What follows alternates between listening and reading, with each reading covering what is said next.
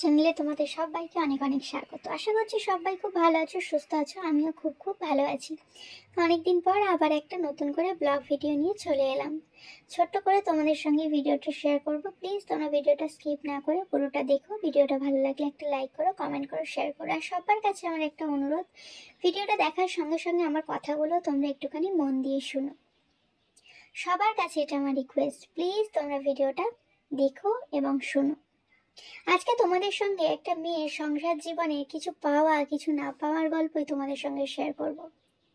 একটা মেয়ে সংসার থেকে কতটা পায়, তাকে কতটা দেওয়া হয়, সেটারই গল্প।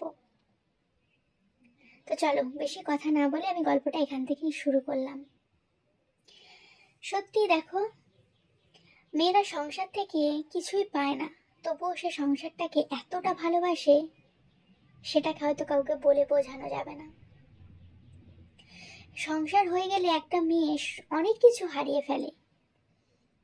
তার মধ্যে সব থেকে বেশি কি হারায় জানো? জানো কি তোমরা? জানো না। সব থেকে প্রথমে এসে হারিয়ে ফেলে যত্ন।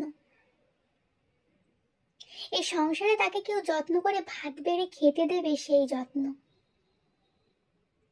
কেউ তাকে যত্ন করে এখানে ভাত বেড়ে খেতে দেওয়ার মতো নেই। তার নিজের খাবারটা তাকে নিজেই গুছিয়ে নিয়ে খেতে হবে, সেই যত্ন। তারপরেই দেখো, তার কথা যে কেউ যত্ন করে মন দিয়ে বসে সময় দিয়ে যে শুনবে, সেই যত্ন। কারণ তার কথা মন দিয়ে বসে যত্ন করে শোনার মতো কিন্তু কেউ নেই। তার নিজের কথা নিজেকেই বলতে হবে, নিজের কথা নিজেকেই শুনতে হবে, সেই যত্ন। তারপরে দেখো, একটা মেয়েকে সংসার করতে গেলে ছোটখাটো প্রচুর স্যাক্রিফাইস করতে হয়। একটা মেয়েকে সংসারের জন্য কতটা ত্যাগ করতে হয় সেটা কি কেউ কখনো মনে রাখে? কেউ কখনো মনে রাখে না। এই সংসারও মনে রাখে না যে একটা মেয়েকে সংসারের জন্য কতটা ত্যাগ স্বীকার করতে হয়। তারপরে দেখো, এই সংসারে কাজ করতে করতে একটা মেয়ে কতটা পরিমাণে ক্লান্ত হয়ে পড়ে, কি প্রচন্ড পরিমাণে ক্লান্ত হয়ে যায়।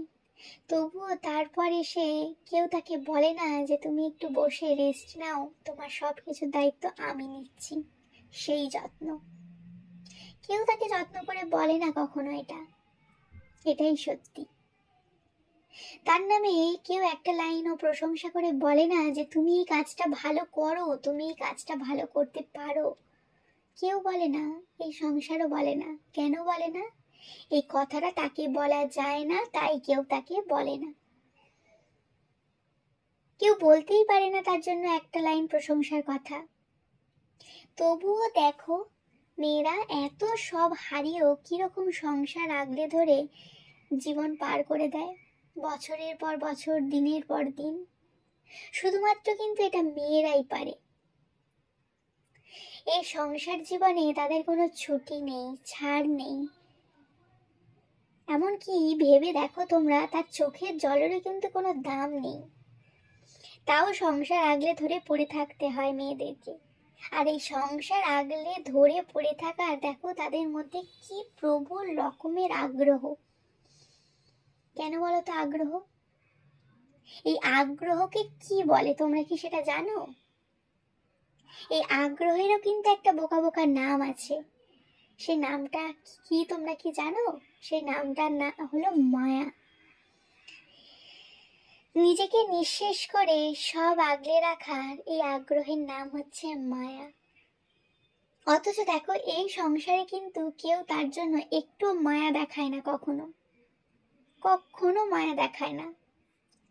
হয়তো কেউ কখনো দুর্ভাগ্যবশত একটু মায়া দেখানোর চেষ্টা করে কিংবা মায়া দেখাতে চায়, কিন্তু ওই যে সংসারে কত উচ্চবর্গের লোক আছে, সংসারে আরো কত বিভিন্ন ধরনের মানুষজন আছে, তাদের সবার চোখের দৃষ্টিভঙ্গির চাপে পড়ে মায়া দেখাতেও হয়তো ভুলে যায় অনেকেই। তবুও দেখো, মেয়েরা কখনো এই সংসারের মায়াজালের বেড়া ছেড়ে বেরিয়ে আসতে পারে না। তবুও তারা এই সংসারটাকে আগলে ধরে পড়ে থাকতে চায়। এটাই সত্যি। একটা মেয়ের জীবনে এটাই সব থেকে বড় সত্যি।